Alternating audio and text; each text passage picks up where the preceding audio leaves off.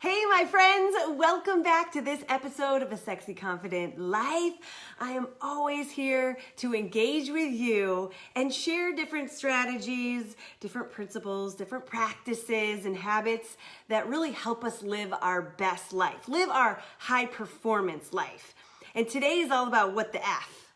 And what the F is really gonna help me break up the three major pillars that I believe will help distinguish whether you feel healthy, confident, successful, productive in your life, or if you feel tired and stressed and overwhelmed and struggling to gain momentum in your life.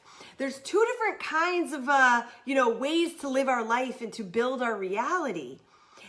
And just so that you guys are all really clear on how I feel about this, we create the reality of our life. We create our success. We create our stress. We create our energy. We create our productivity. We have so much control. Yes, there are circumstances when things are out of our control.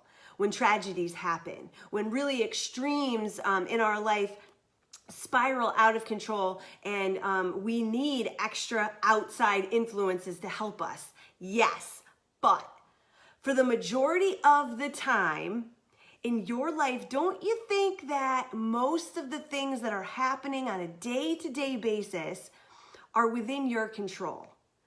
What you think about, what you feed yourself, the practices that you have to be productive, the way you organize your day, the way that you go about the engagement and connections in your relationships, the way that you engage in media. Like, what are you watching on television? Who do you follow on social media? What kind of books do you read? What kind of magazines do you pick up? So much of what makes up our reality is within our control.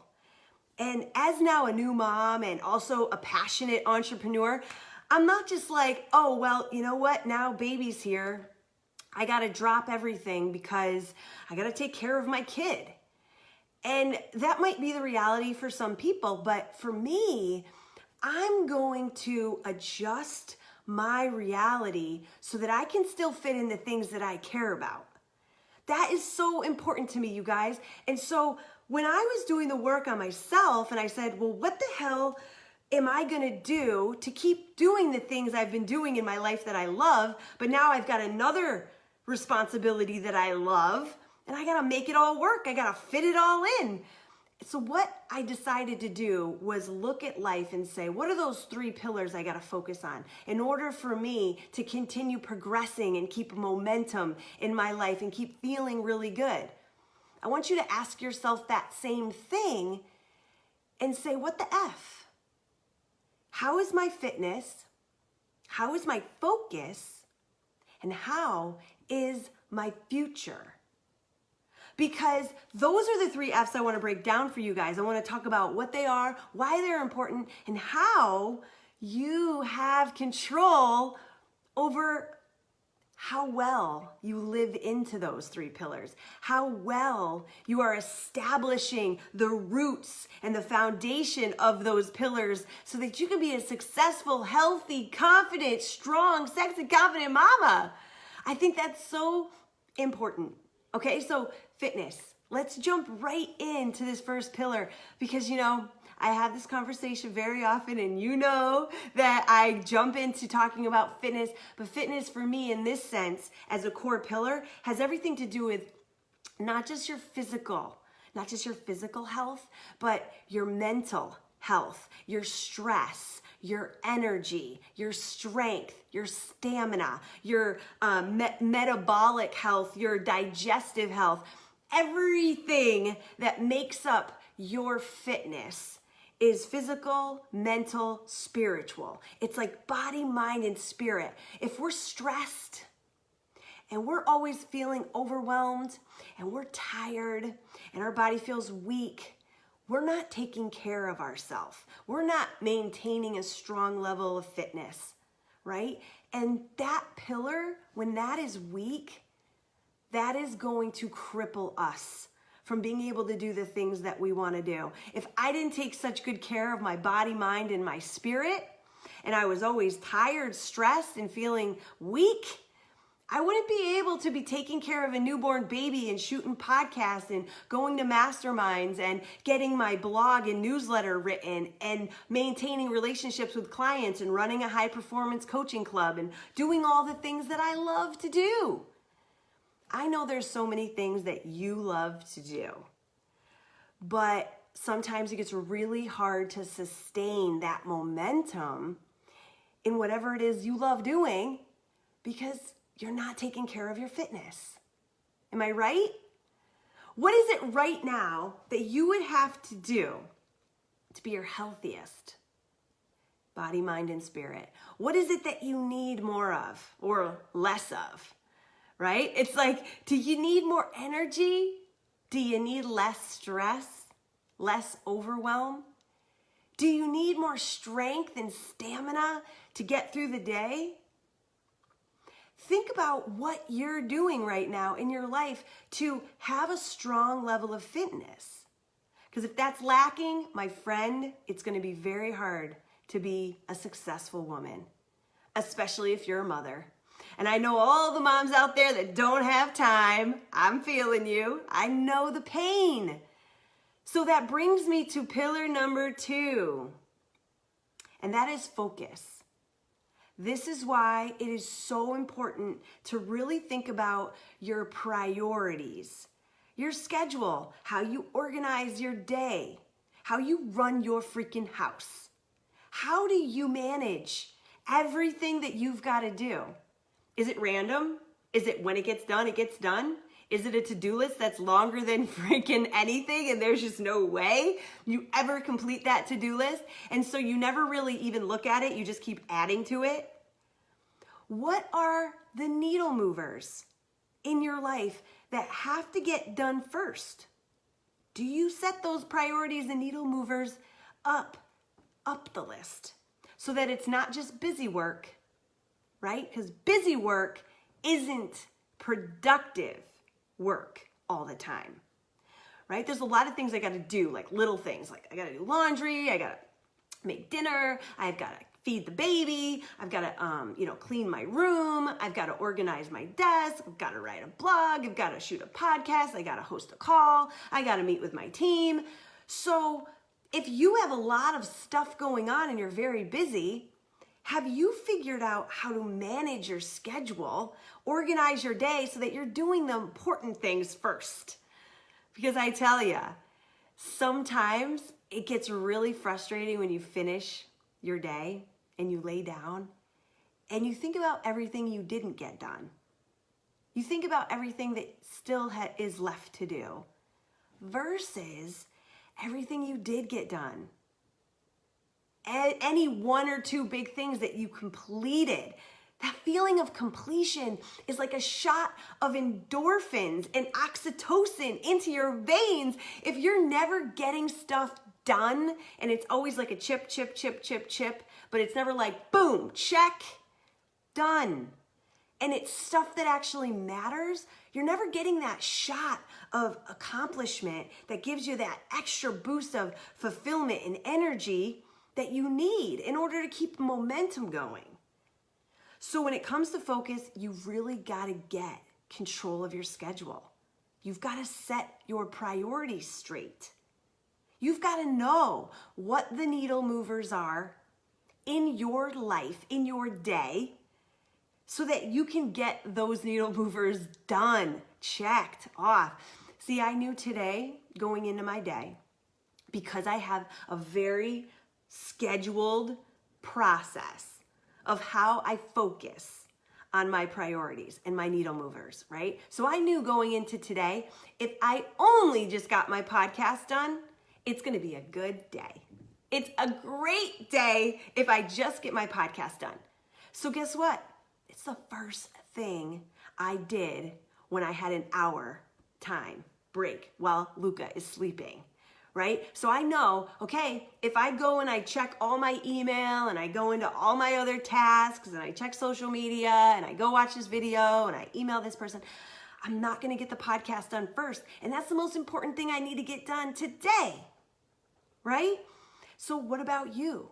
And if you're a working woman and you go into the office and you don't have the priorities and the needle movers on your list first to do, you're going to get caught in the rat race.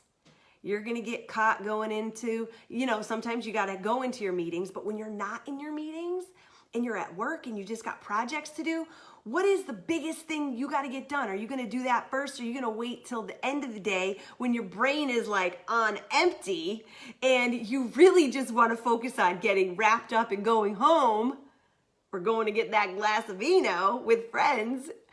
What is going to make you feel so good at the end of the day, even if you just got one thing done? That's what I mean by focus, guys. And this is why it's a pillar of highly successful women. Because highly successful women are getting things done. They're not just busy. They're not just running around like a chicken with their head cut off with a million tasks to do. They're actually getting things done in the day that matter. So you got to know those priorities. Okay, moving on. I've been harping on things too well.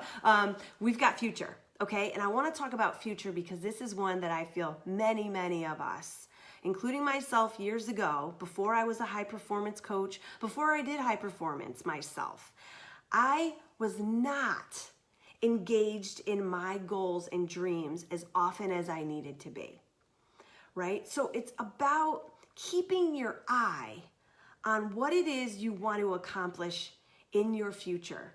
What is the goal or the dream or the ambition that you're going for? Is it written down in front of you? Is it on your dream board? Is it on your productivity planner? Is it a mantra that you say every day? Is it in your phone as a reminder that goes off? Is it something top of mind so that you're always thinking about it? You're thinking, all right, if I keep working on the things I'm doing, then I'm going to reach those goals that matter most to me. If you do that, you're living a purposeful life. So often, we start to lose our mojo. We start to lose our motivation and lose our ambition because we're not focused on something bigger than ourselves, something that we can strive for every day, and we lose that purpose in all the little things we're doing every day, right? So think about that for yourself, because the minute you let go of your dreams is the minute that you start to lose fulfillment. I think number one of the biggest human drives is that feeling of fulfillment, of accomplishment in our life. And if we don't have those goals and ambitions, and we're not always working towards something bigger, or, it could be a big or small goal. It honestly can be anything. But what is your goal? Why did you stop writing these down? I talk to too many women that have not set a goal in I don't know how many years, and it blows my mind. I'm like, well, then what are you working hard for? Like, what are you striving for each and every day? So write those things down. Think about your future. I'm a big I'm a big advocate of being in the present moment, right? I know that I talk about that on other podcasts, and I talk about that in high performance coaching and in a lot of my blogs. I believe in being present in the here and now. But if you don't set also a futuristic goal or ambition, then the here and now is less necessary. It's less urgent, right? You're like, okay, what is all this here and now working towards? You've got to have that eye in the sky, that pie in the sky, the star, the dream. And it can be big or small. It doesn't have to be huge. Right now, one of my biggest ambitions is to write my book. 2019, baby, right? It's like, I don't have to write a book, but I've been writing and doing a newsletter every month, and I've been writing blogs and shooting podcasts, and I've been in the game for a while that I'm like, all this content what is my philosophy on life and how can I give a version of that in a book? Because I love reading people's books. I love the fact that there are so many major influencers in the world that have a book that they can kind of use as kind of a springboard for someone to know them, to get them, to follow their philosophy or to follow their way of life and living. I've read many of these books, right? Where I'm like, oh my God, I love you. I read your book. I want to have a book. And so that's a big ambition for me. It's like that goal. And so each and every day I am working towards content that's going to be in that book, right? Everything I write, everything I do, I'm journaling and I'm strategizing, and what are those big elements of the book and what are the chapters and the outline going to be? All that gets me so excited. It's that level of fulfillment. It's that purpose-driven life. Yours is going to be very different from mine, but what is it? What is that goal? What is that ambition? Is it to raise a healthy, beautiful baby boy? Yes? Great! Then every day feel good about the things that you're doing. You know, I know a lot of women out there that want to be stay-at-home moms, raise their kids, and take care of their family because that's what fills their heart and their dreams and their desires. And I think that's so beautiful. I love that. And those women that want to be stay-at-home moms and they want to take care of their kids and take care of the family and the house and all the things that you got to do when you're managing a freaking family, that's so much work. But if that's what you love to do, you live a purposeful, driven life. You feel fulfilled every day that you're doing that. And you're not complaining and you're not stressed and you're not overwhelmed because you're managing your day, you're taking care of your fitness, you've got your focus, and you're looking towards the future of what you're creating for your family. The 3 F's, baby. But if you're complaining and you're tired and you're depressed and you're stressed and you're fighting with your loved ones, or you've got anxiety or fear, it's a question of, is that really fulfilling for you? Are you missing something? You've got to look at how you feel about what you do on a daily basis and ask yourself those questions. If you're not feeling good and you're not feeling like life is really like something to be grateful for and you feel awesome about everyday experiences that you're going through, I mean, obviously we have our ups and downs, people, come on. But you've got to be happy with what you choose because it is your choice. For me, I could never be just a stay-at-home mom. It's not fulfilling enough for me. I've got so many other things I want to do, and that's me, right? And so some people are like, well, Anna, I don't want to be a career working mom like you. And I get that. But then there are women that want to be career working moms because they love what they do. They love their business. They love their careers, their jobs, what they're contributing and giving back to the world outside of taking care of their families. And that's okay too. But you've got to manage that well. You've got to take care of your fitness, your energy, your strength, your mindset, your stress. You've got to have your focus. You've got to be scheduled. You've got to set your priorities straight. And you've got to have your dreams and ambitions always, because that is what keeps that momentum for you to look forward to something new, to keep on progressing your life. Whew. It's a lot, right? It's pretty heavy. But those are the pillars, my friends. If you are crushing those pillars in your life, then you don't have the days where you just don't feel like it. I know many of you out there, I've gotten your emails. What do you do when you just don't have the motivation? What do you do when you just don't feel like it? And I'm here to say, then that's okay, because everyone has a day when they just don't feel like it, when they just don't feel motivated, when they just don't want to. Everyone has those days. What you've got to understand, though, is that high performers don't have that for a week. They don't have that for months. They have it for a day or two, but not a week or a month or 6 months. That's the difference, right? And so we always got to give ourselves grace. I said that in my last podcast. Give yourself grace, but don't let grace control your life. Well, that's because there's the difference between having a bad day and not being motivated on a day. Because maybe you didn't get a lot of sleep. Maybe you ate the wrong thing. Maybe you went out and partied with friends. Maybe you had a tough day at work and a conversation that didn't go the way you wanted it to. But if you've got the practices of a high performer and the habits and the skill sets of someone that is focusing on their fitness, has that focus in their schedule, is looking towards the future, has a lot of other things under control in their life, you're going to be able to get yourself back up easily. Because you're not going to sit there in freaking victimhood, and you're not going to sit there in woe is me land, and you're not going to be all crushed and defeated because you had a bad day. You're going to realize the bad days come, and then they go. And then it's on with life. That's really important to remember, because even when I talk to coaches and fitness professionals that are struggling with their own workout routine or, their own energy, because I've been there. I've been fatigued, I've been stressed, I've been down, I've been burnt out.